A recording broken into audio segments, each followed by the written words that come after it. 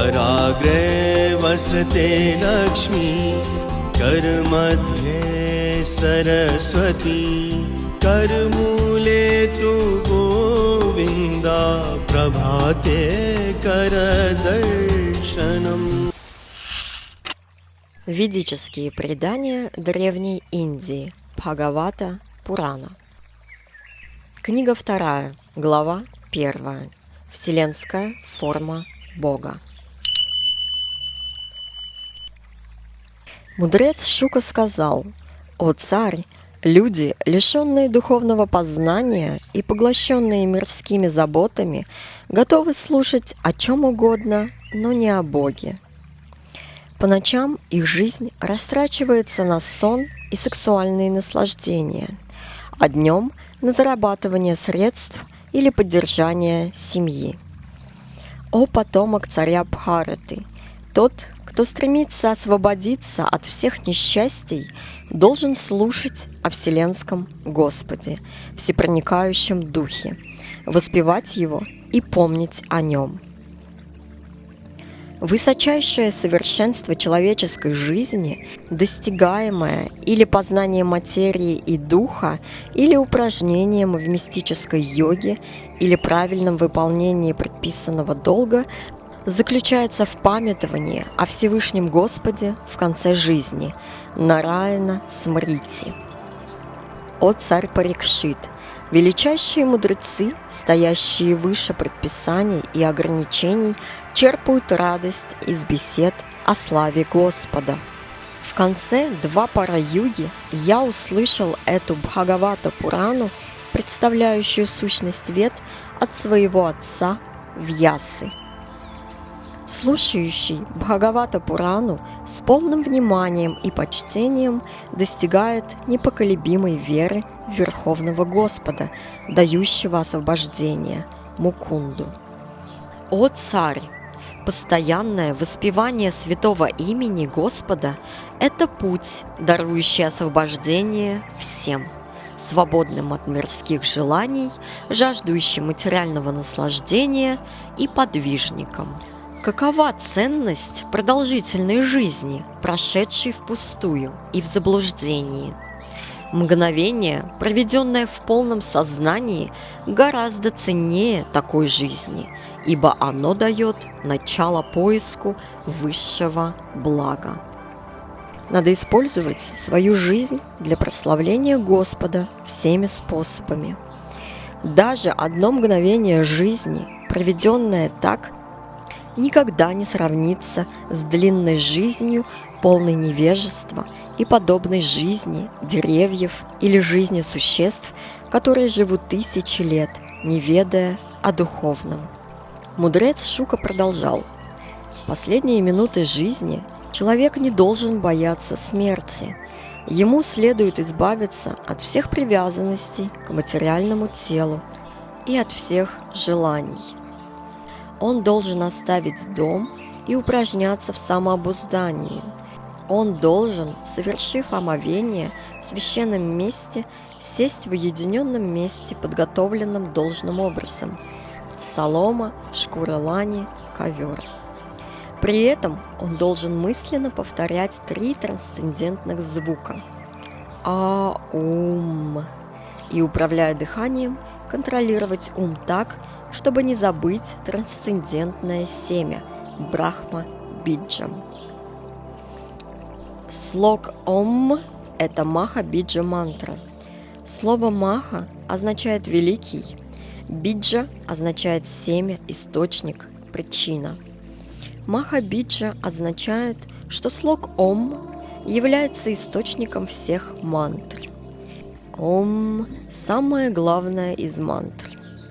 В ведической традиции считается, что все веды, вся Вселенная и все существа произошли из Ом. Ом является олицетворением высшего Брахмана, абсолютной истины.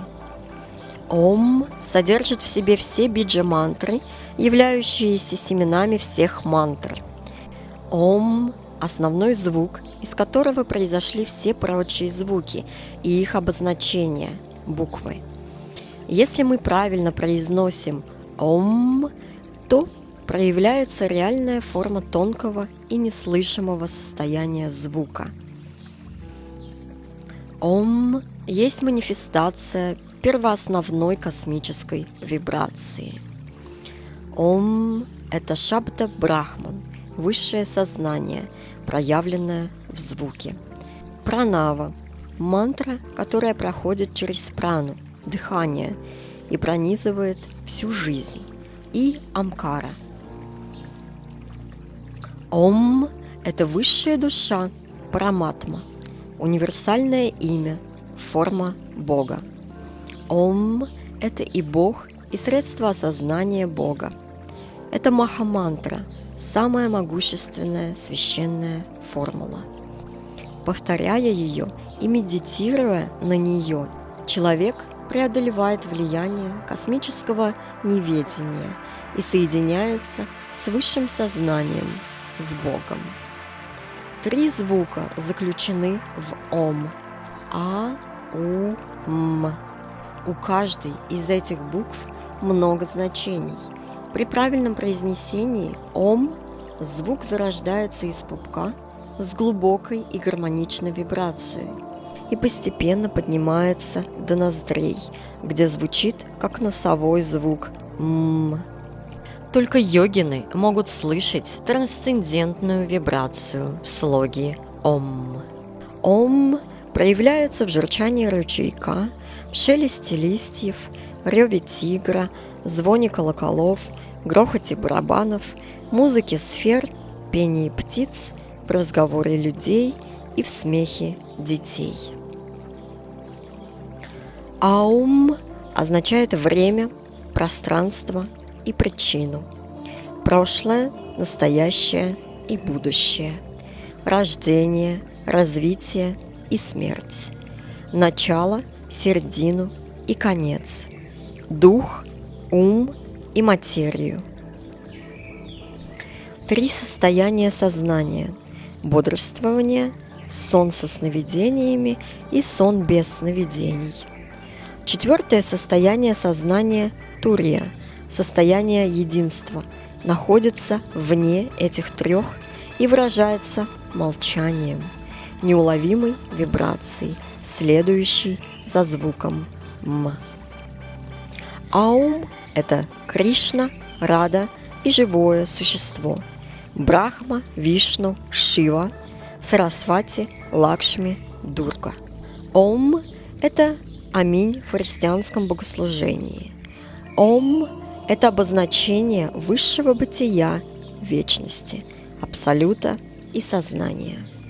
Постепенно, когда ум одухотворится, он отрешится от объектов чувств, а чувства будут контролироваться разумом. Ум, слишком погруженный в материальную деятельность, не может быть занят служением Всевышнему Господу. Затем ты должен медитировать на части тела Вишну по очереди, одновременно созерцая все тело. Так ум освобождается от всех объектов чувств. Вишну есть высшая истина, и ум может найти успокоение только в нем. Ум человека всегда возбужден гуной страсти и заблуждается из-за гуны невежества. Но ум можно очистить, установив отношения с Вишну, и он умиротворится благодаря очищению. О царь, посредством такого способа памятования и стремления видеть всеблагого Господа можно быстро обрести преданность Господу. Царь Парикшит задал следующий вопрос: как и где надо сосредотачиваться? Шукадева ответил: надо практиковать асаны, управлять дыханием посредством йогической пранаямы и, контролируя ум и чувства, с помощью интеллекта сосредотачивать ум на вселенской форме Господа – Вират Рупе. Это гигантское проявление материального мира является телом абсолютной истины, в котором воспринимается прошлое, настоящее и будущее. Гигантская вселенская форма Бога внутри вселенского яйца, которая покрыта 7 оболочками материальных элементов, является объектом сосредоточения. Господь имеет бесконечное количество проявлений и воплощений. Эта вселенная, а также многие другие сотни тысяч вселенных, покрытые 7 материальными оболочками – земля, вода, огонь, воздух, акаша, аханкара и махат, подобны гигантским шарам, лежащим на водах причинного океана. Все вселенные в состоянии семени исходят от дыхания Маха-Вишну, который есть лишь часть частичной экспансии Господа. Паттала – подошвы стоп Вселенского Господа, Раса Тала – пятки, и Махатала планеты – его голени. Колени вселенской формы – это планетарная система, называемая Талатала, а 2 бедра – это Витала и Аттала. Поясница – Махитала, высший космос – его пупок, грудь его – сонмы светил, подобные Солнцу и Луне, расположенные почти в середине Вселенной.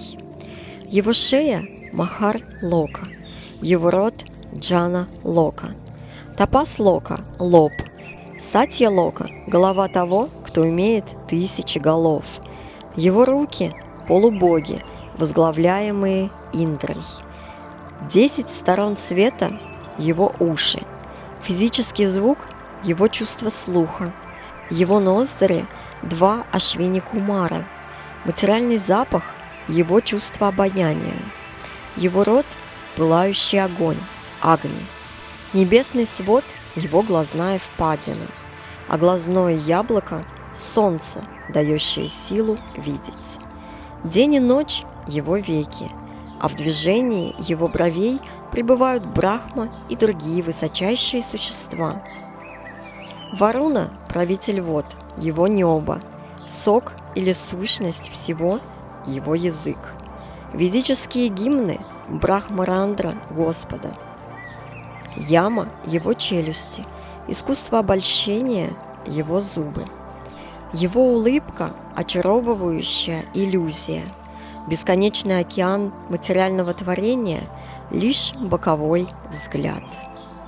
Скромность – его верхняя губа, жадность – его подбородок, религия – дхарма – его грудь, безрелигиозность – его спина, Брахма – его детородный орган, Митра Варуны – его 2 яичка, океан – его живот, а холмы и горы – его скелет, реки – вены гигантского тела, деревья – волосы на его теле, всемогущий ветер – его дыхание, проходящие века – его движение и его действия – взаимодействие 3 гун материальной природы.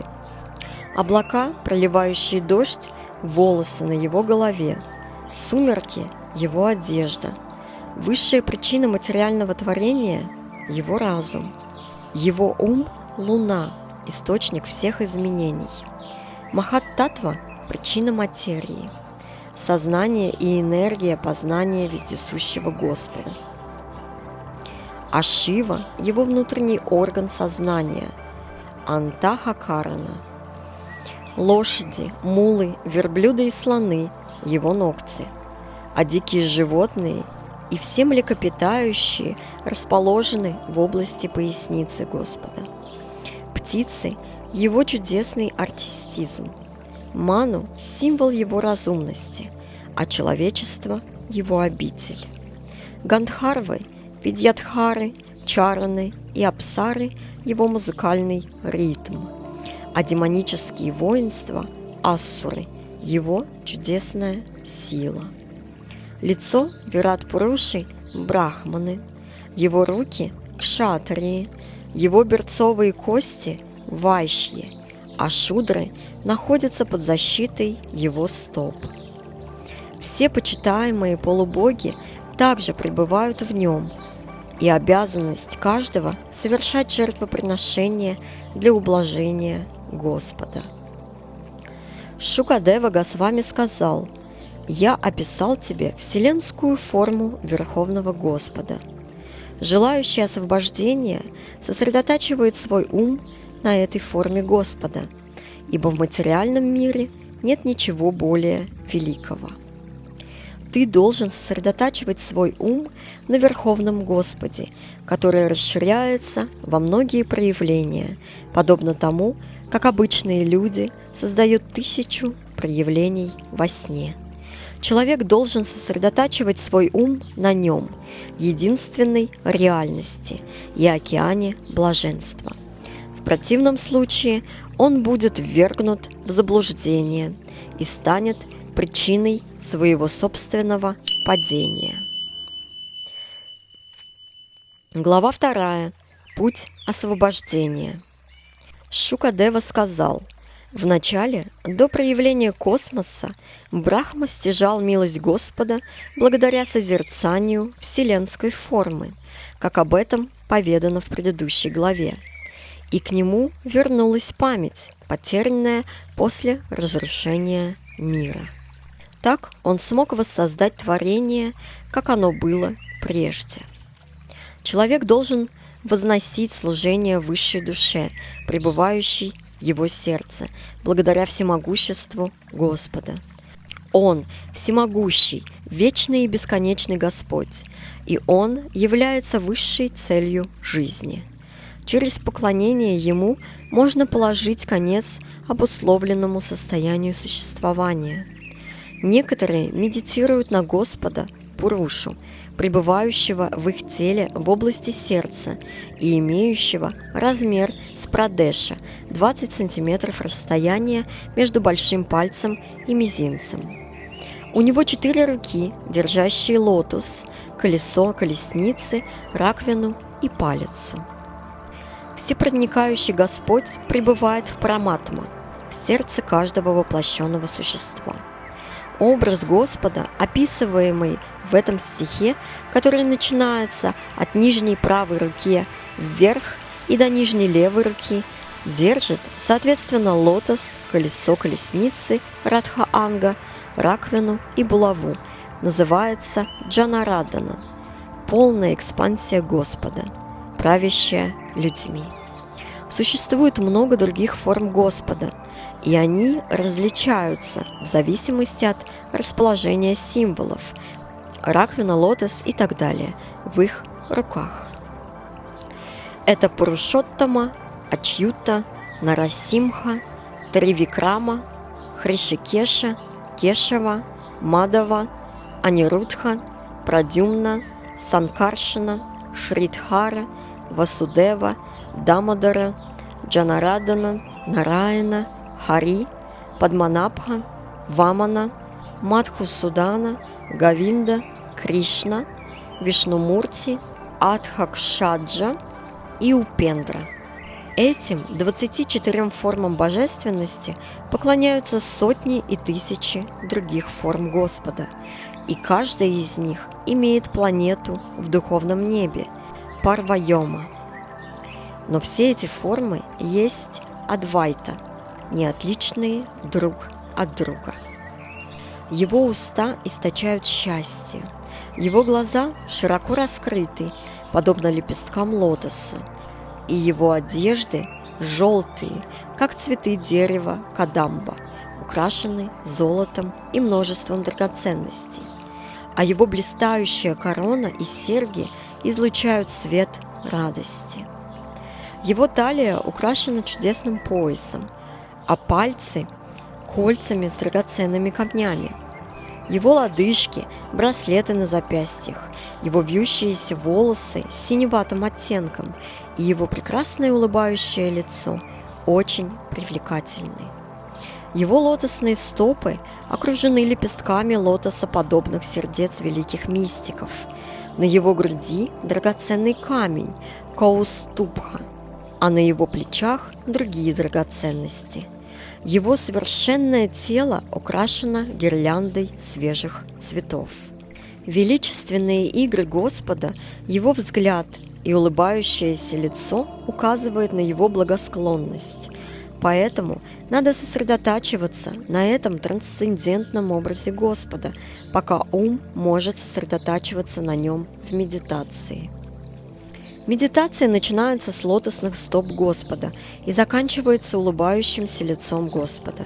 В медитации надо сосредотачиваться на лотосных стопах, затем на бедрах и таким образом все выше и выше. Чем больше ум сосредотачивается на различных частях тела, чем больше он очищается. До тех пор, пока у человека не появится преданность Верховному Господу, он должен медитировать на вселенский образ Господа в конце исполнения своих предписанных обязанностей. Если йог желает оставить этот мир, он не должен заблуждаться в отношении правильного выбора места и времени, но должен принять удобную позу и, управляя воздухом жизни, умом контролировать чувства. Затем йог должен с помощью интеллекта погрузить свой ум в духовную сущность – кшетра-джна, а затем погрузить духовную сущность в высшее «Я». Сделав это, полностью удовлетворенное существо достигает высшей стадии блаженства и прекращает все материальные действия. На этой стадии нет влияния разрушающего времени, которому подвластны даже небесные полубоги, управляющие материальными созданиями.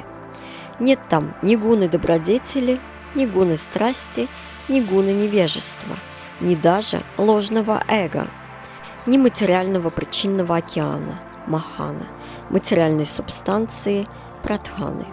Силой высшего знания, виджнаны, мудрый должен пребывать в сознании Брахмана и так уничтожить все материальные желания. Затем он должен оставить материальное тело, закрыв анус пяткой своей ноги и поднимая воздух жизни от этого места к другим 6 основным местам – промежность, живот, сердце, горло, межбровье и верх головы. Медитирующий подвижник должен постепенно вести воздух от пупка к сердцу, затем к месту ниже горла и к корню неба. Сватхистхана – место пребывания воздуха жизни, а выше ее, пониже пупка, манипура чакра. Далее в области сердца – анахата чакра. А выше, когда воздух жизни помещается в корне неба, йог достигает вишудхи чакры. Затем бхакти-йог должен поднимать жизненный воздух к межбровью, аджна чакры. И потом, закрыв 7 выходов, глаза, уши, ноздри, рот жизненного воздуха, он должен помнить о своей цели – возвращении к Богу. Если он полностью свободен от всех желаний материального наслаждения, он достигнет брахма-рандры, сакрального отверстия в голове, и, оставив свое тело, устремится к Всевышнему.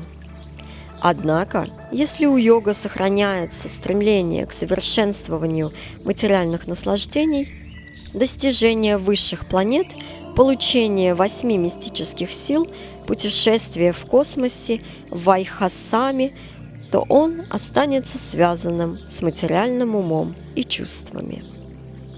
8 мистических сил. Анима-ситхи – способность становиться маленьким, как пылинка. Лакхима-ситхи – сила становиться легче перышка. Прапти-ситхи – независимость. Махима-ситхи – способность становиться очень тяжелым. Иштва-ситхи – свобода в действии, способность уничтожать или создавать что-либо по своей воле. Вашитва-ситхи – способность управлять материальными элементами. Пракашья-ситхи – исполнение желаний. Кама-васьята-ситхи – способность принимать любой облик. Мистик, благодаря силе преданности, подвижничеству, мистической силе и трансцендентному знанию, может беспрепятственно передвигаться в духовном теле, внутри и вне материальных миров. Когда такой мистик преодолевает Млечный Путь, по святейшейся Сушумне, желая подняться к Брахма-локе, Он достигает сначала Вайшванары, планеты бога огня, где очищается от всех загрязнений, и затем идет выше, к Шишумаре чакре, чтобы соединиться с Господом Хари. Полярная звезда и область рядом с ней называются Шишумара. Там находится планета Кширадакшаи Вишну. Прежде чем достичь ее, йог проходит по Млечному пути к Брахма-Локе, а затем к Вайшванара-Локе. Млечный путь, как здесь указывается, ведет к Брахма-Локе, высшей планете Вселенной. Шишумара – это центр вращения всей Вселенной, и она называется пупок Вишну, Гарбха Дакшаи Вишну.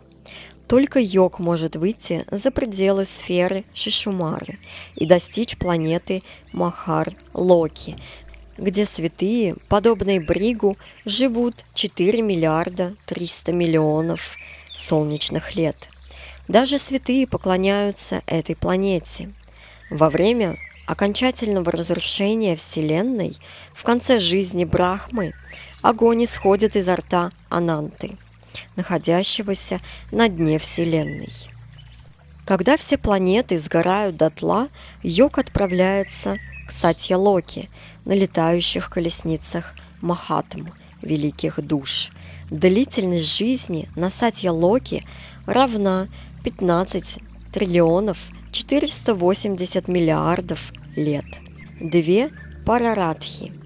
Там нет ни горя, ни страсти, ни смерти.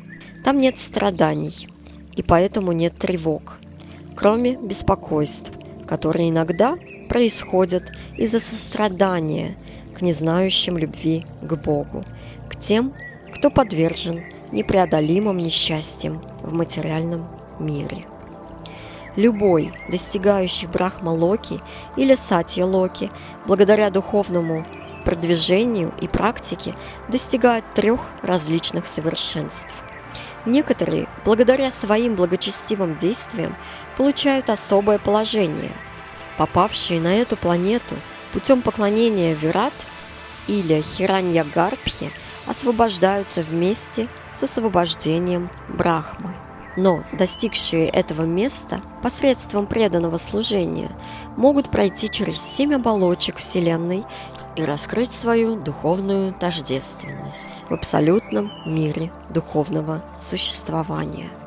Шридхара Свами утверждает, что часть материальной природы называется Махат-Татва. Часть Махат-Татвы называется ложным эго, аханкарой.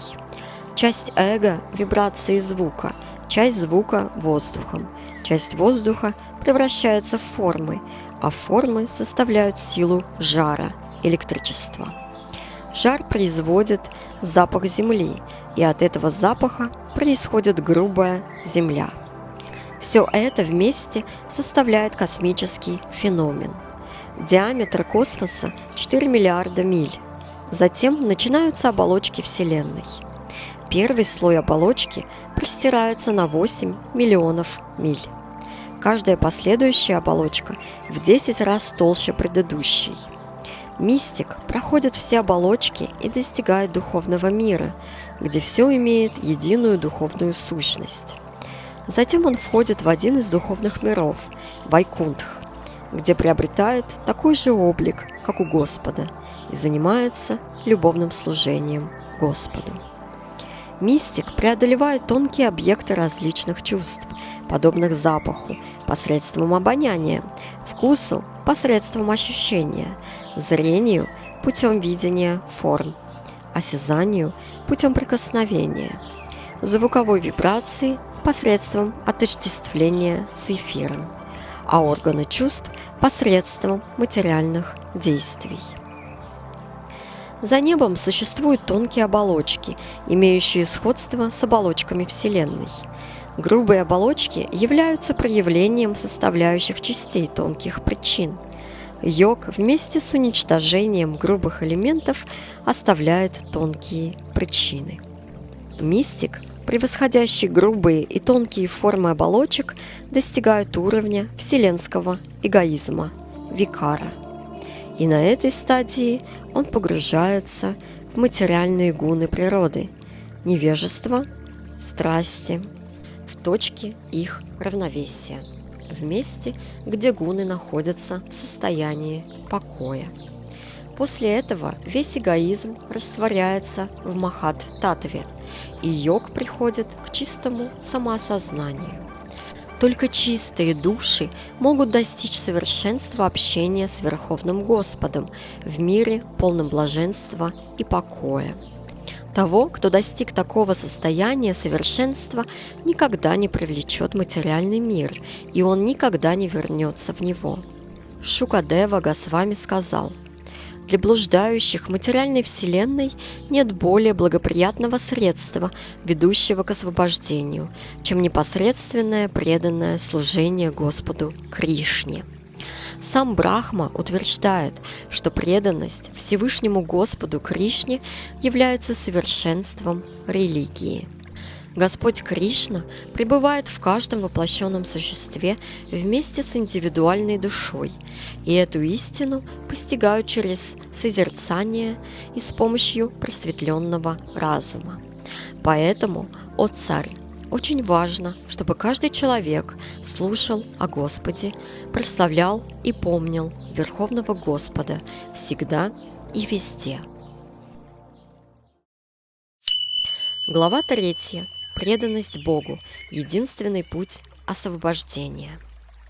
Шукадева Госвами сказал: «Желающие совершенного познания Вед должны поклоняться владыке Вед, Брахме или Брихаспати.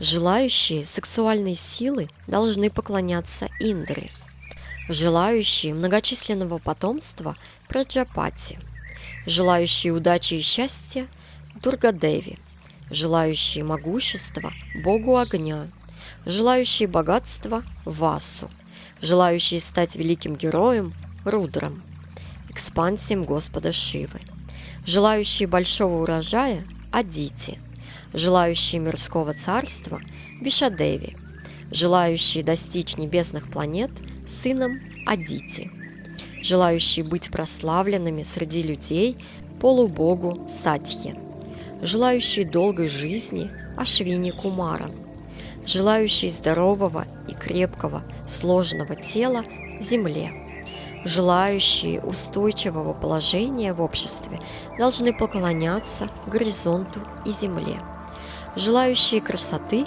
– Гандхарвам, желающие хорошей жены – Апсарам и Урваши, желающие господства над другими – Брахме, желающие истинной славы – личности Бога, желающие большого количества денег – Варуне. Если человек желает стать очень ученым, он должен поклоняться Шиве, а желающий хороших супружеских отношений должен поклоняться богине Уме, супруге Господа Шивы. Надо поклоняться Господу Вишну ради духовного совершенства в знании, а для защиты потомства и улучшения династии различным полубогам.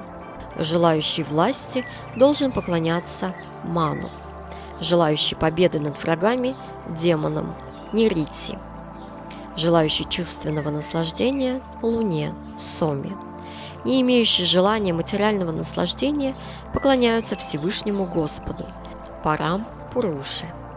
Человек, имеющий сильный разум, полный желаний – Сарва Кама, или не имеющий материальных желаний – Акама, или желающий освобождения – Мокша Кама, должен всеми средствами поклоняться единому Богу.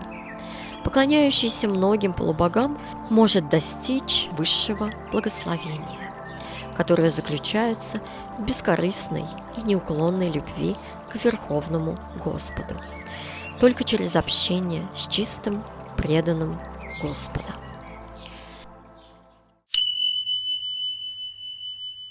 Глава 4. Сотворение Вселенной.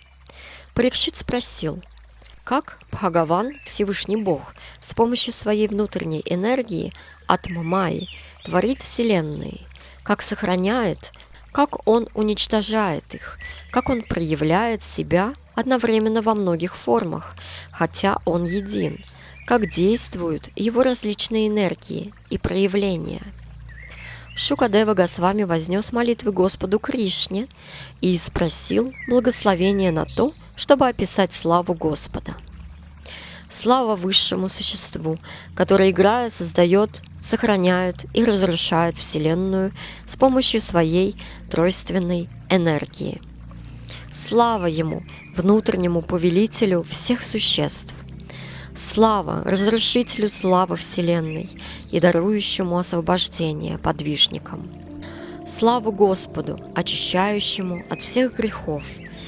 Будь милостив ко мне, Боже, Господь, жертвоприношений всех существ, повелитель богини счастья, владыка вселенского разума, Господь Вселенной, Господь земли, будь милостив ко мне, Господь. Созерцание Тебя очищает сердце и приносит освобождение. Даруй силу моим словам. Глава 5. Сотворение Вселенной. Беседа Нарады и Брахмы. Шукадева сказал: такие же вопросы задал Нарада своему отцу Брахме, и Брахма ответил так, как ему поведал сам Господь. Нарада спросил Брахму: «О прародитель всех существ, даруй мне божественное знание об индивидуальной душе и высшей душе. Объясни мне признаки материального проявления, как оно сотворено, как сохраняется и под чьим управлением все это происходит. Что является источником твоего знания? Кто тебя защищает? Каково твое действительное положение?» Господь Брахма ответил: «Я творил после творения Господа с помощью Его божественного сияния, Брахма-джьоти. Так солнце проявляет свой свет, и начинает светиться луна, небосвод, планеты и мерцающие звезды». Здесь Брахма говорит Нараде, что он не высший владыка в творении. Нарада – вечно освобожденная душа, с особым смыслом играет роль заблуждающего существа для того, чтобы люди могли узнать трансцендентную науку. Господь создает семена творений и как бы рассеивает их посредством Брахма-джьоти, сва-рачиши. Брахма не может творить семена, он может помогать семенам превратиться в дерево. Так же, как садовник, поливая растения, помогает ему вырасти. Все светила в небе – творение Солнца. Солнце – творение Брахма-джьоти, а Брахма-джьоти – сияние Господа. Таким образом, Господь является начальной причиной творения. 5 элементарных составных частей творения – дравья. Взаимодействие – карма, происходящие из-за вечного времени – кала, и интуиция или природа индивидуальных существ, свабхава, являются частями Васудевы, всепроникающего Господа. Верховный Господь полностью духовен, ниргуна, и трансцендентен всеми материальными качествами. Но все же ради создания материального мира, его сохранения и уничтожения он входит через свою внешнюю энергию в материальные гуны природы, называемые саттва, раджас и тамас. Эти 3 гуны природы, в дальнейшем проявляющиеся как материи, дравья, знания, джнана, и действия, крия, приводят вечно трансцендентное существо под влияние причины и следствия и делают его ответственным за свои действия. Из-за желания господствовать над материальной природой индивидуальные души попадают под влияние внешней энергии Господа, Махамайи. Внешняя энергия покрывает сознание вечной души, и влияние это настолько сильно, что кажется, будто чистая душа вечно находится в невежестве. Господь, владыка всех энергий, сотворил благодаря своей энергии вечное время, кала, судьбу воплощенных существ, карма, и их природу, свабхава, для которой они были созданы, и Он снова растворил их по своей воле. То есть во время уничтожения существа входят в тело Нараяны. После воплощения первого Пуруши, Каранарна в яме Вишну, возникла Махат Татва. Затем появилось время, и с течением времени появились 3 гуны, которые трансформировались в действие.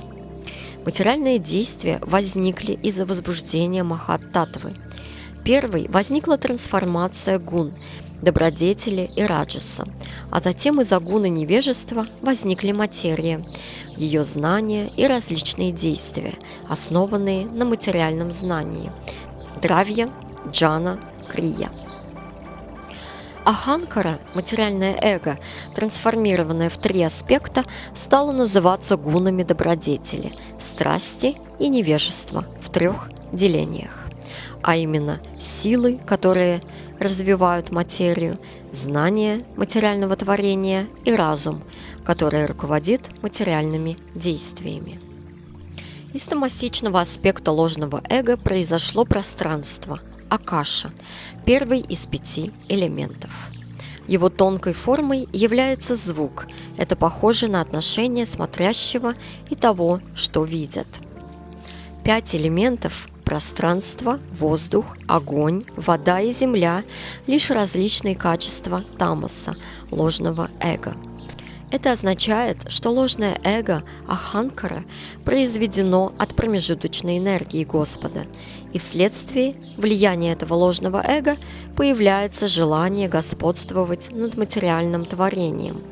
А для удовлетворения этого желания воплощенных существ возникают составные части творения. Желание господствовать – это влияние ложного эго. Здесь говорится, что сначала создано танматра звука, а затем пространство. Звук шаптха – тонкая форма акаши. Звук – тонкая характеристика объекта. Звуковой образ Господа есть сам Господь. Чистые, преданные наслаждаются общением с Господом через чистый звуковой образ Его святого имени. Человек, способный связаться с Господом, несомненно освободится от темноты материального творения, которое является продуктом ложного эго. Тамаси ма джьотир гана. Пространство трансформировалось в воздух, ваю, воздух в огонь, огонь в воду, вода в землю.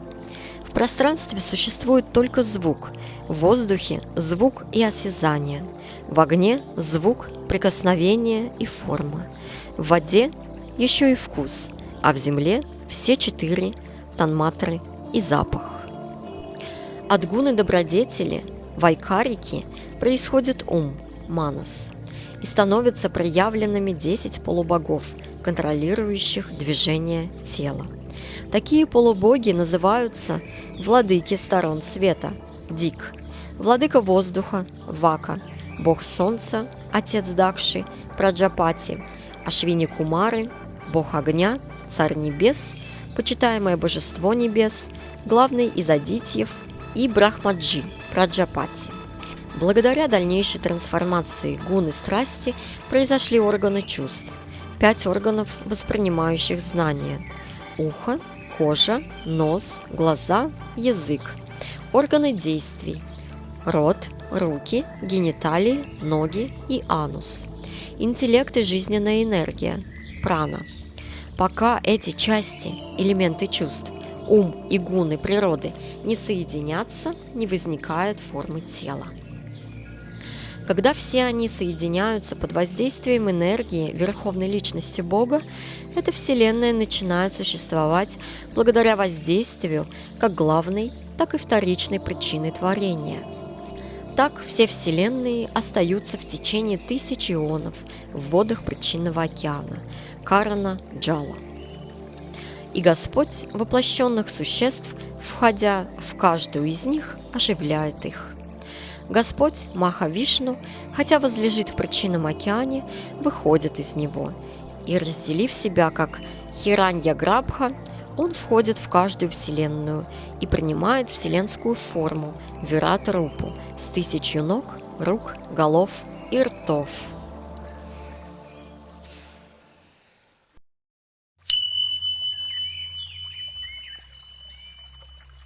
Глава 6. Пуруша Сукта. Брахма продолжал. Всевышний Господь, владыка бесстрашия и бессмертия, Он не подвластен смерти и действиям материального мира. Трудно, о народа, измерить славу Верховного Господа. Весь материальный мир составляет 1/4 его энергии. Он высший, наслаждающийся всеми богатствами мира. Бессмертие, бесстрашие и свобода от беспокойств, страсти и болезни существуют в царстве Бога, которое вне 3 высших планетарных систем и вне материальных оболочек. Духовный мир составляет 3/4 энергии Господа. Туда пойдут те, кто не предназначен для перерождений. Другие, привязанные к семейной жизни и не соблюдающие строго целибат, останутся в материальном мире. От Господа произошли все вселенские сферы – Брахманда, и вселенская форма со всеми материальными элементами, качествами и чувствами. И все же он в стороне от таких материальных проявлений, как солнце отделено от своих лучей и жара. Когда я появился из лотосного цветка, растущего из пупка Господа, у меня не было ничего необходимого для жертвоприношения, кроме членов тела великого Пуруши. Для жертвоприношения необходимы цветы, листья, трава куша, жертвенный алтарь и подходящее время.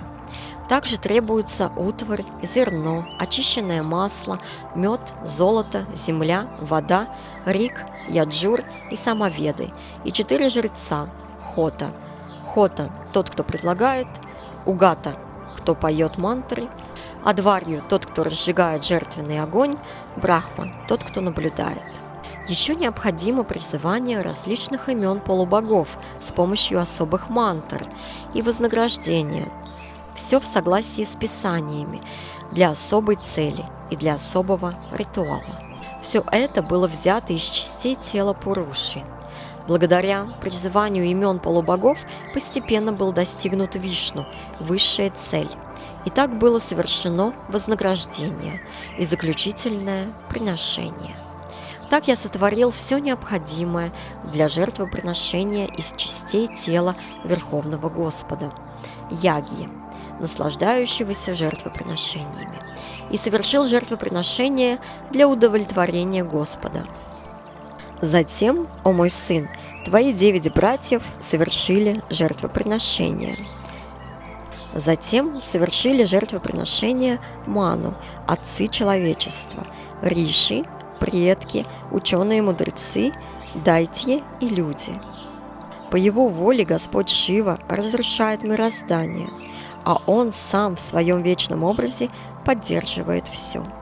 Он могущественный повелитель 3 энергий. 3 энергии, 3 шакти-тхрик – это внешняя, внутренняя и промежуточная. Внешняя – это материальный мир. Промежуточная суть – индивидуальные существа, которые никогда не равны Господу, а внутренняя – это духовная энергия, состоящая из 3 качеств – самвид, сандхини и хладини, джива, госвами. Ты должен знать, о народе, что все зависит от Всевышнего Бога, и хотя я известен как великий Брахма, сведущий ведической мудрости, совершенный в аскезах, обладающий великой мистической силой и предок всех существ, все же я не могу познать Господа, источник моего рождения. Поэтому лучшая для тебя преданность Его стопам, избавляющим от всех несчастий. Предавшись Ему, ты достигнешь высшего блага и счастья. Если Господь не может определить свой предел, то как другие могут сделать это? Ни Господь Шива, ни я не можем определить бесконечность духовного счастья. Как же могут другие полубоги знать это? И вследствие того, что мы все введены в заблуждение внешней иллюзорной энергии Господа, мы видим проявленный космос только в соответствии с нашими ограниченными способностями. После прославления Господа Брахма сказал: «О народа, теперь я поведаю тебе о воплощении Господа, называемых лила-аватарами».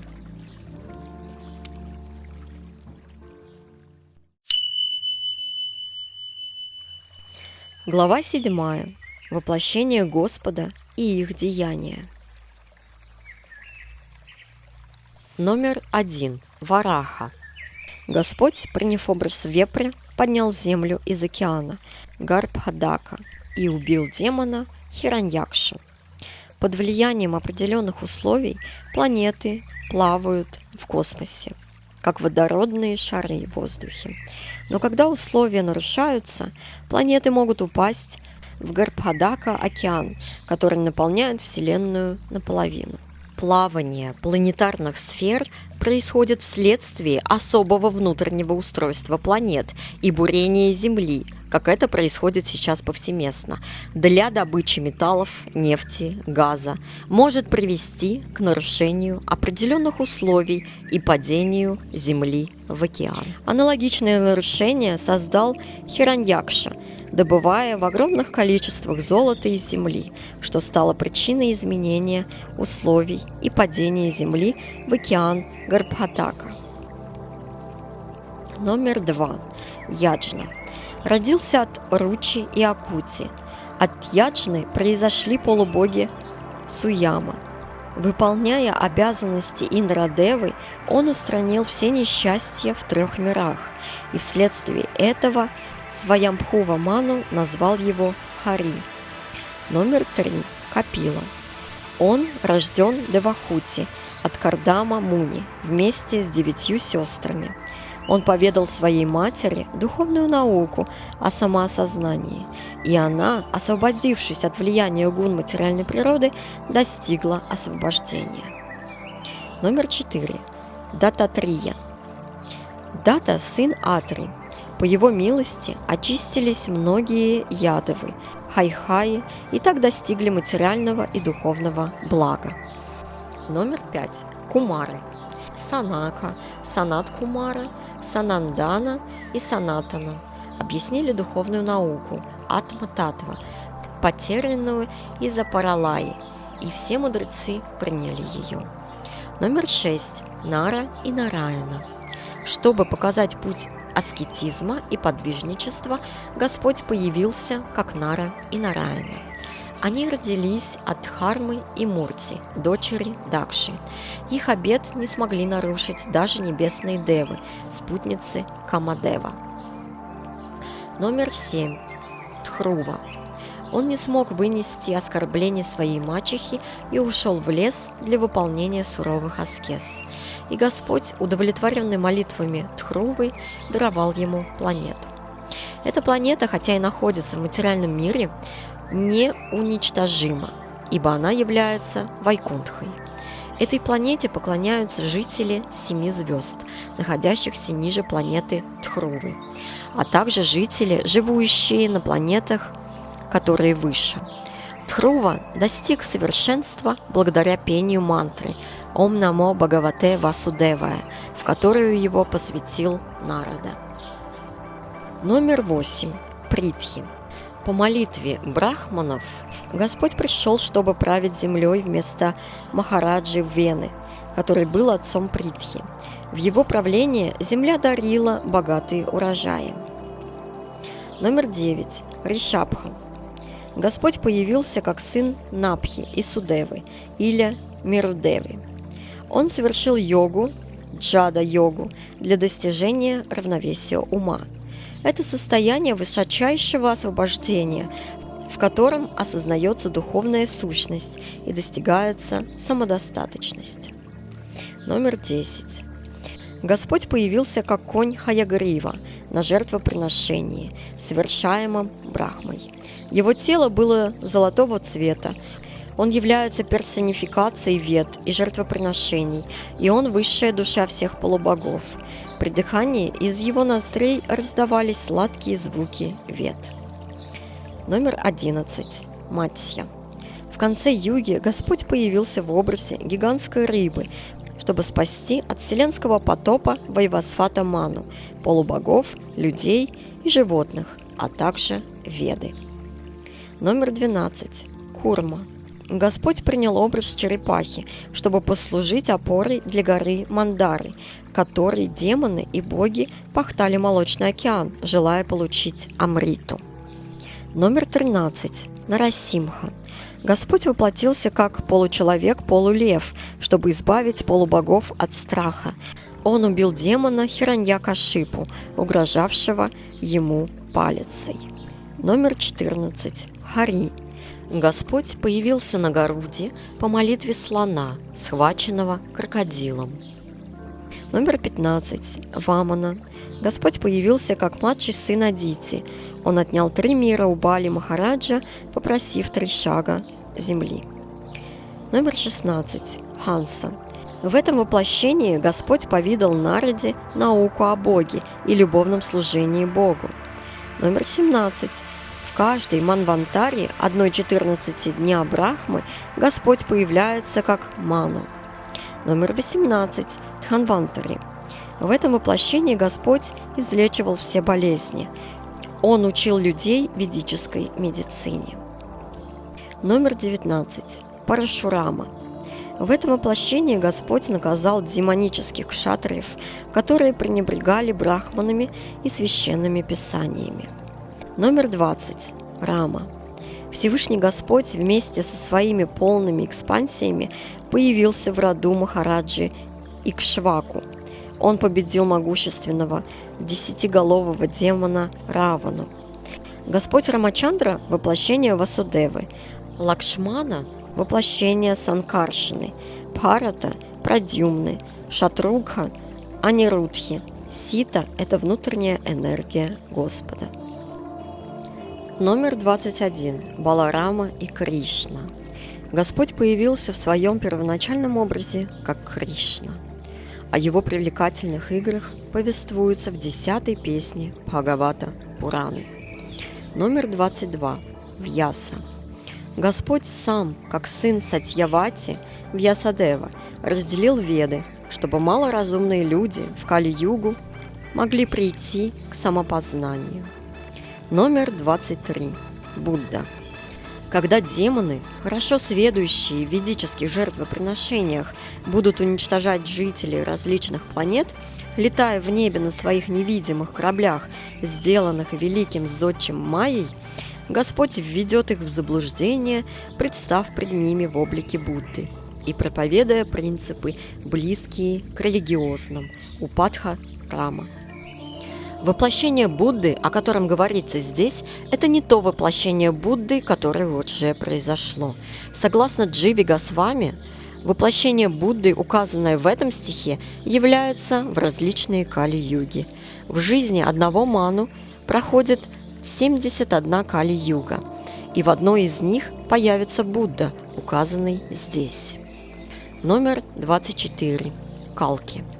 В конце Кали-юги, когда даже так называемые святые и лучшие представители 3 высших каст забудут о Боге и отвергнут его заповеди, и когда бразды правления государством перейдут в руки шудр или еще более низких существ, когда не будут проводиться жертвоприношения даже на словах, в это время явится Господь, чтобы наказать неправедных.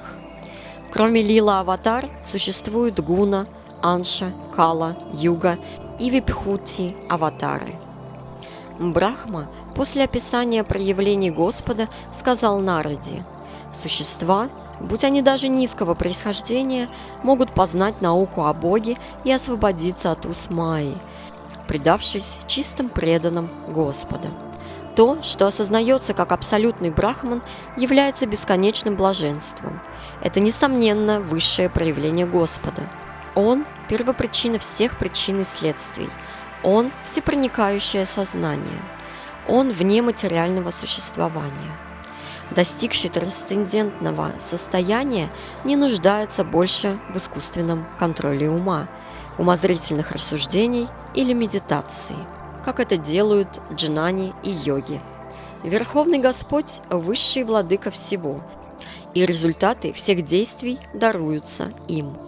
Каждое индивидуальное существо нерожденное и вечное, и поэтому после уничтожения временного материального тела воплощенные существа продолжают существовать. Мой дорогой сын, я кратко рассказал тебе о Всевышнем Господе, Творце всех миров. Кроме Господа Хари нет другой причины для проявленного и непроявленного существования. Объясняй науку о Боге с решительностью и тем способом, который будет самым подходящим для развития чистого преданного служения Верховному Господу, высшей душе всех существ и высшему источнику всех энергий.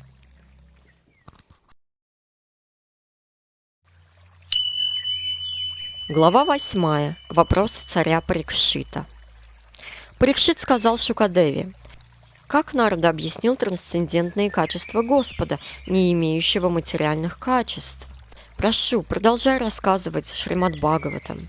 У того, кто внимательно слушает Шримад Бхагаватам, Шри Кришна проявляется в сердце очень быстро.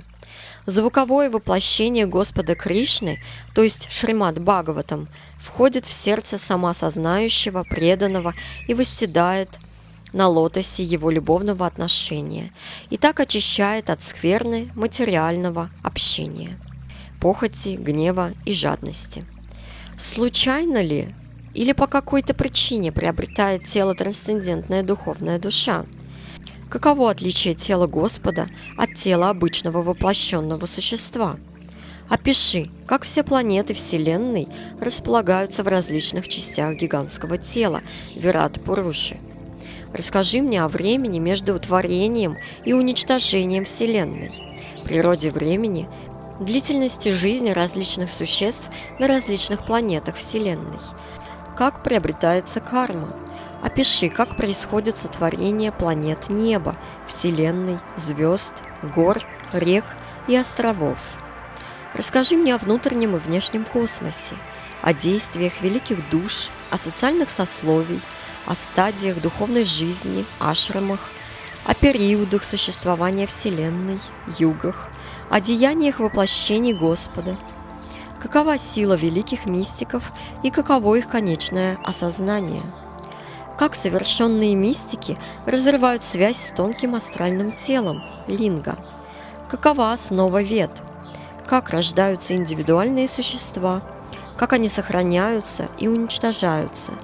Как растворенные в теле Господа воплощенные существа воссоздаются и как в мире проявляются неверующие?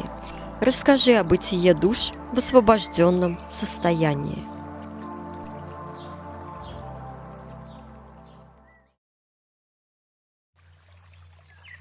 Глава 9. 4 изначальные шлоки Бхагаватам.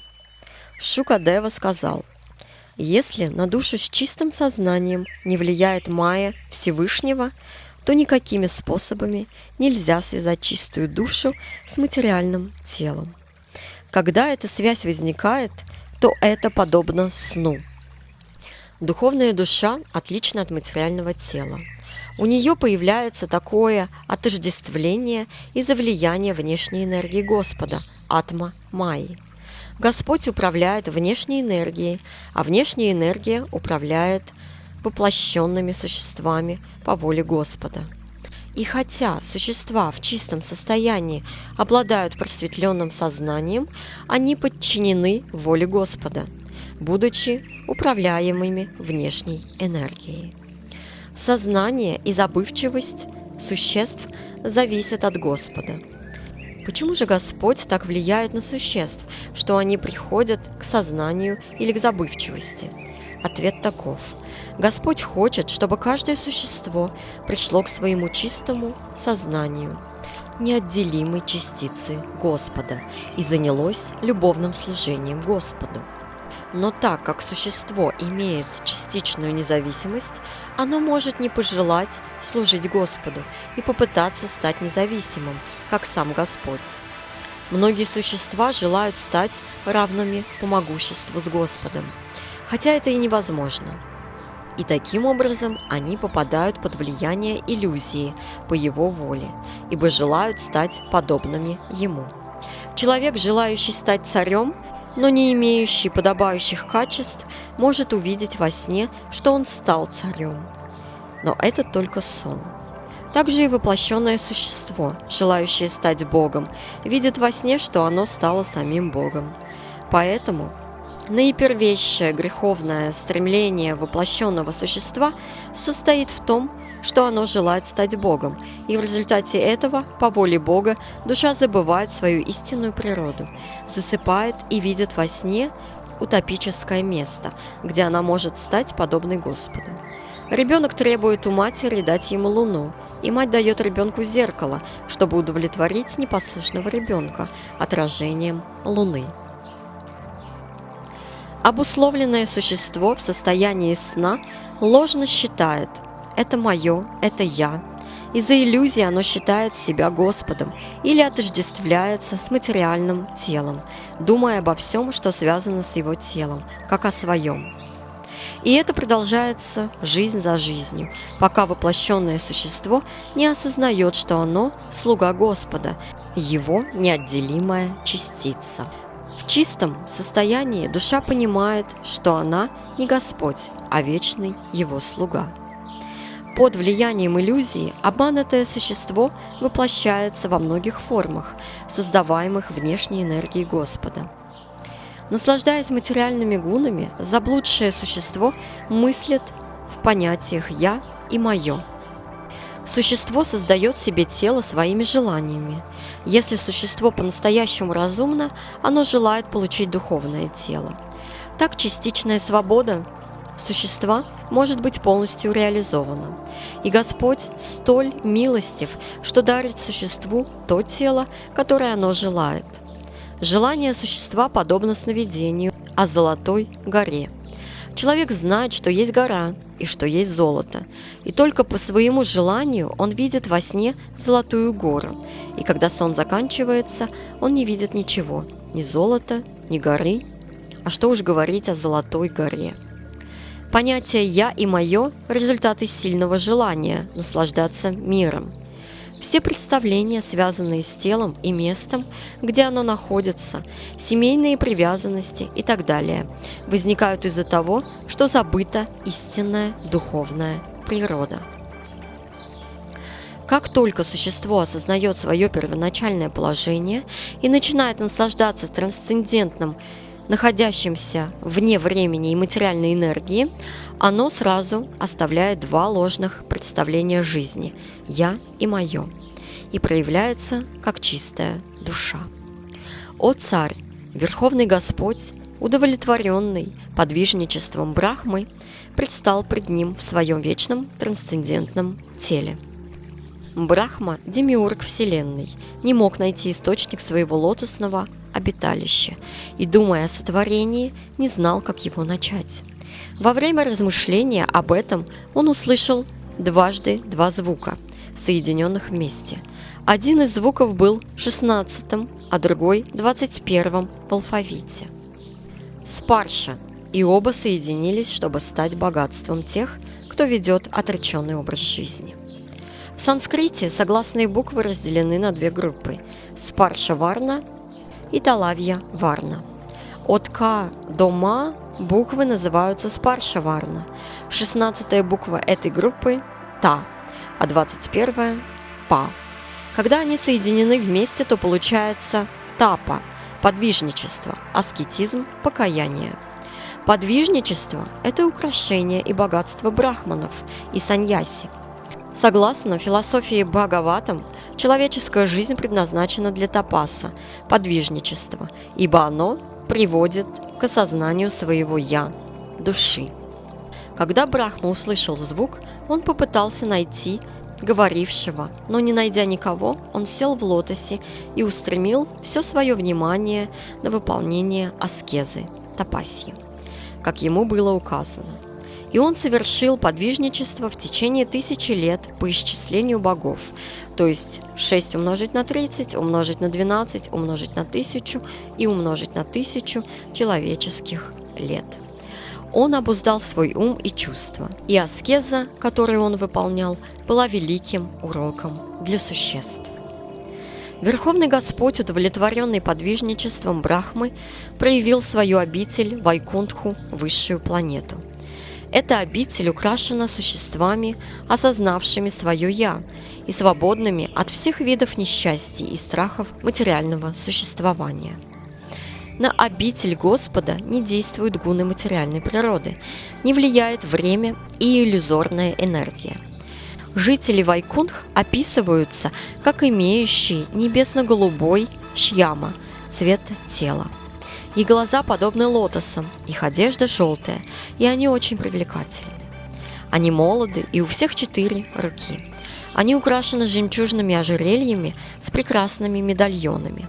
Все они излучают свет. Некоторые сияют, как кораллы и бриллианты, вайдурья. На них цветочные гирлянды, а у некоторых серьги. Вайкунтха планеты были окружены сверкающими и блистающими виманами, летательными аппаратами. Эти летательные корабли принадлежали великим просветленным душам, Махатмам.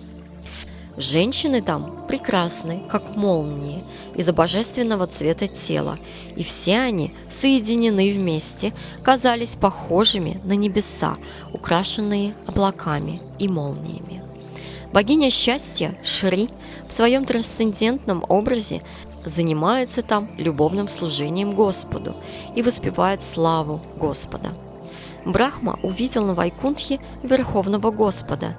Его взгляд был невыразимо привлекательным и излучал счастье. Он улыбался.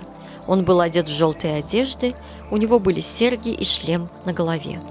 В 4-рукий Господь сидел на своем троне и был окружен различными энергиями, подобными 4 – Пракрити, Пуруша, Махат-Татва и Эго, 16 – 5 элементов, 10 чувств и ум, 5 – 5 чувственных объектов и 6 природными богатствами, вместе с незначительными энергиями временного характера. Брахма, увидев Всевышнего Господа во всей полноте, возликовал и возрадовался. Его глаза наполнились слезами любви. Он пал ниц пред Господом, а Господь дотронулся до него рукой и, улыбаясь, сказал ему: «О Брахма, я доволен твоей долгой аскезой, совершенной ради сотворения. Я желаю тебе блага.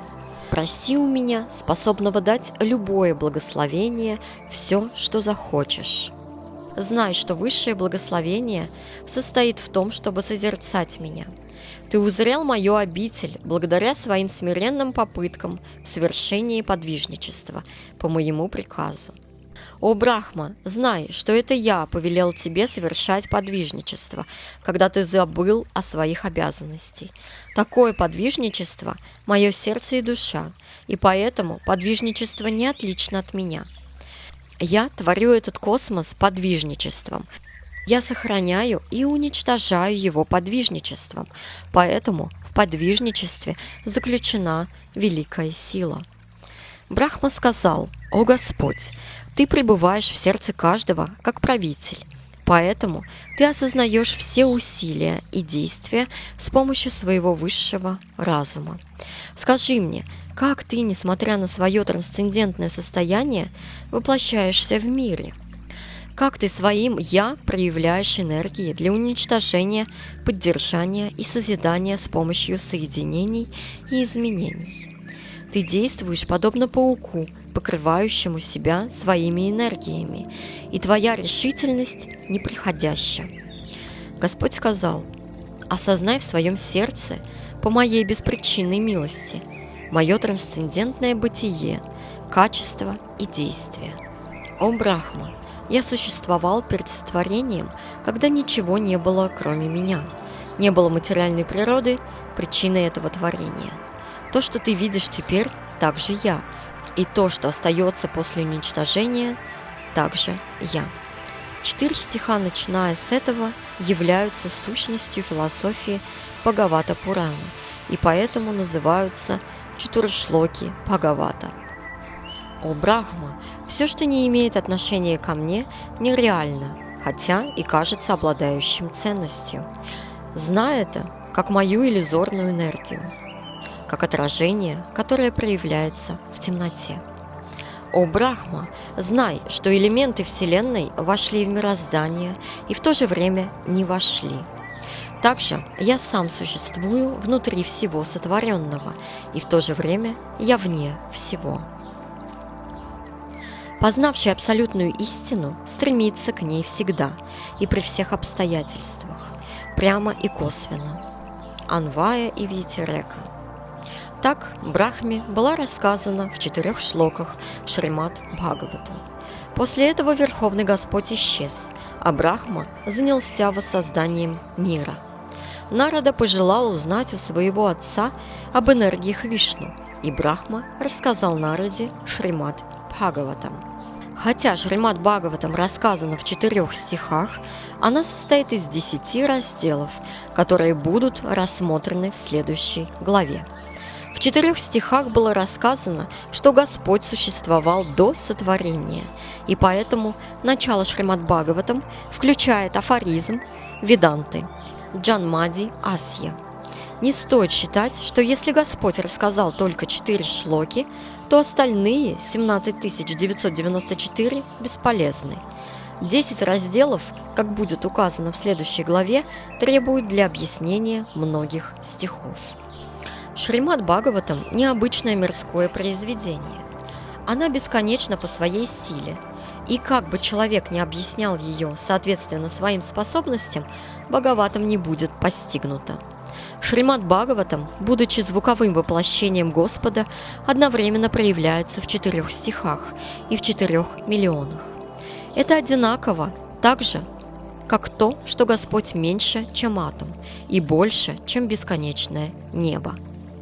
Великий мудрец Нарада передал Шримад Бхагаватам бесконечно могущественному Вьясадеве, который медитировал в преданном служении на абсолютную истину Парамам Брахма.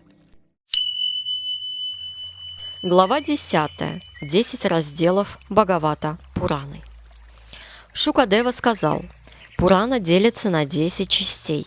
Первая – сарга, творение 16 элементов природы, 5 грубых элементов – бхут, огня, воды, земли, воздуха, пространства, 5 танматр – звука, формы, вкуса, запаха, осязаемого, 6 индрий – глаз, ушей, носа, языка, кожи и ума.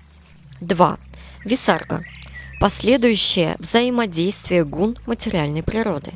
3. Садхана – планетарные системы, высшее состояние существ, заключается в том, что они должны подчиниться законам Господа. 4. Постхана – защита, сохранение, божественная милость тем, кто находится в правильном состоянии. 5. Манвантара – обязанности и описание правителей Манвантар. Ману и их законы предназначены для того, чтобы дать правильное руководство к жизни. 6. Ути – действия, которые привязывают к миру, желание действий ради плодов. 7. Иша Катха – наука о Боге, описывающая воплощение аватары Господа, их деяния и действия святых, преданных Богу. 8. Ниродха – уничтожение материальной вселенной, сон Господа и воплощенных существ в пралае. 9. Мукти – освобождение является постоянным состоянием существа после того, как оно оставляет изменяющиеся грубое и тонкое тела, непрерывное восприятие своего «я» и Брахмана. У обусловленных существ остается стремление господствовать над материальной природой, и поэтому материальная природа проявляется, чтобы дать вечно обусловленным душам 2 вида возможностей. Дается возможность господствовать и дается возможность вернуться к Богу. После свертывания материального мира обусловленная душа погружается в бытие Махавишну, находящегося в мистическом сне. Но некоторые обусловленные души, которые следуют по пути Бога откровения, могут вернуться к Богу, достичь духовного изначального тела после оставления грубого и тонкого тел. 10. Ашрая. Всевышний, прославленный как высшее существо, абсолютная истина, Парамбрахман, и как высшая душа является источником космического проявления. Шукадева Госвами сказал: индивидуальности, обладающие различными чувствами, называются Адхьят-мик Пуруша, а божества, контролирующие чувства, называются Адхидайви. Воплощенное существо, видимое глазами, называется Адхипхаути Пуруша. 10 чувств контролируются управляющими божествами. Глаза, например, контролируются богом солнца, но высший правитель – это Параматма. Материальное тело называется Адхипхаутик Пуруша. Все 3 состояния существ взаимосвязаны. Нельзя понять одно без другого. После разделения вселенных Анда, гигантское вселенское тело Господа Махавишну, которое пришло из причинного океана, место явления первого Пуруша-аватара, вошло в каждую вселенную, желая возлежать на божественных водах Гарбхадака. Трансцендентные воды, изошедшие от высшего Нары, называются Нара. А поскольку он возлежит на этих водах, он называется Нараяна. Физические элементы, действия, время, гуны и воплощенные существа существуют только по его милости, и без него все становится несуществующим. Господь, возлежа на своем ложе в мистическом сне, сотворил семя Хиран-Маем с помощью внешней энергии, желая проявить из себя разнообразие существ. Перед проявлением или творением космоса Господь существовал как всеобщая энергия – Маха-Самашти. И желая себя распространять во множестве, Он расширил себя во множестве энергий – Самашти. Из Самашти Он расширил себя в индивидуальности 3 категорий – Адхьятмик, Адхидайвик и Адхипхаутик в Яште. Таким образом, все творения и созидательные энергии отличны и не отличны от Господа одновременно. Теперь услышь, как энергия Господа разделилась на 3 категории: контролирующие существа – Адхидайвам, контролируемые существа – Адхьятма и материальные тела – Адхипхаутам. Из пространства Акаша, находящегося в трансцендентном теле Махавишну, возникли энергии чувств – Оджас, умственная сила – Бала, а также общий первоисточник всей жизненной силы – Прана. Жизненная сила космического существа Вират Пуруши производит голод и жажду, и когда он желает пить и есть, то открывает рот. Изо рта проявляется небо, затем возникает язык. После этого возникают различные вкусы, чтобы язык мог наслаждаться ими, и контролирующее их божество – Варуна. Когда Всевышний возжелал говорить, изо рта возникла речь. Затем изо рта возникло контролирующее божество – Огонь. Но когда он возлежал на воде, все эти функции оставались недействующими.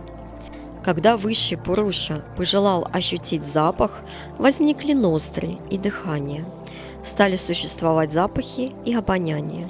И также появилось контролирующее божество воздуха, переносящее запахи. Когда все пребывало в темноте, Господь пожелал видеть себя и все сотворенное. И появились глаза, озаряющий Бог Солнца, сила видения и объекты зрения. Когда Господь пожелал совершать действия, появились 2 руки и контролирующая их сила – Индра, а также действия, зависящие от рук и полубога Индры. Из-за его желания двигаться возникли его ноги, а от ног – контролирующее божество Вишну, под наблюдением которого все существа занимаются жертвоприношениями и предписанными обязанностями. Ради полового наслаждения, праджа Ананда, зачатия, потомства и вкушения небесной Амриты Господь создал детородные органы. Так появился детородный орган и контролирующее божество Праджапати. Объект полового наслаждения, женщина и контролирующее божество находятся под контролем детородного органа Господа. Затем появились Анус и контролирующее божество Митра. Когда он возжелал двигаться от одного тела к другому, были совместно сотворены пупок, апана, воздух смерти, воздух, останавливающий жизненную силу, и смерть. Пупок – прибежище и смерти, и апаны. Когда возникло желание думать о действиях своих энергий, появилось сердце, обитель ума. Ум луна, решительность и все желания. 7 элементов тела, тонкое наслоение на коже, сама кожа, плоть, кровь, мозговое вещество, жир и кости созданы из земли, воды и огня, а жизненный воздух создан из неба, вьемы, воды и воздуха. Все эти внешние аспекты Бога покрыты грубыми формами стхула-рупа, например, планеты. Но вне этого грубого проявления есть трансцендентное проявление, которое тоньше, чем сама тонкая форма. Оно не имеет начала, середины и конца, поэтому находится вне интеллектуальных размышлений, материальных представлений, и оно необъяснимо словами. Это проявление лишено материальных качеств, нирвишешем. Всевышний Господь проявляется в трансцендентном теле, неподвластном закону кармы. Хотя и кажется, что Он совершает действия, Он не связывается ими. О царь! Все воплощенные существа сотворены Верховным Господом, согласно их прошлым действиям. Господь, как опора во Вселенной, появляется в образе различных воплощений после создания Вселенной. В конце космического века Господь сам в облике Рудры, разрушителя, уничтожает все творения. Путь творения и уничтожения, описанный здесь, характерен для одного дня Брахмы и для изначальной космической субстанции – Махаты, в которой растворяется материальная природа. Есть 3 типа творения – Махакальпа, Викальпа и Кальпа. Творение, осуществляемое Господом в аспекте Каранадакашьи Вишну, есть Махакальпа. Творение Брахмы и рассеивание элементов творения – Викальпа. Творение, осуществляемое Брахмой каждый день, есть Кальпа. В Сканда-Пуране перечисляются названия 30 кальп. Кальпа, в которой мы живем, называется Вараха-кальпа, или Швета-Варах-кальпа, или Падма-кальпа. Шри Шукадева сказал: «Я объясню тебе исчисление времени в его грубом и тонком аспектах и их особые признаки. Позволь мне рассказать о Падма-кальпе».